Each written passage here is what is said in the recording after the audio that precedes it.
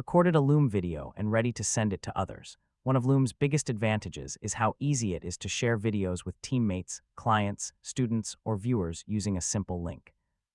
In this guide, I'll show you how to share Loom videos in 2026. First, sign in to your Loom account and navigate to your video library.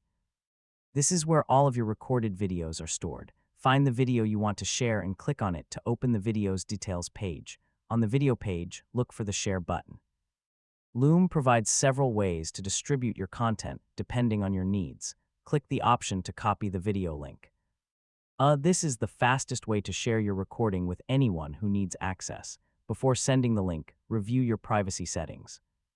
You can decide whether the video is available to everyone with the link, restricted to specific people, or limited to your organization.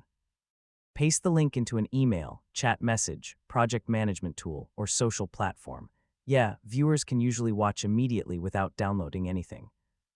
After sharing, you can check Loom's viewer insights to see who watched your video and track engagement when those features are available.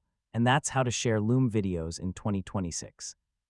With just a few clicks, you can send recordings to anyone and communicate more effectively through video. So copy your link, share your message, and let your audience start watching. Thanks for watching.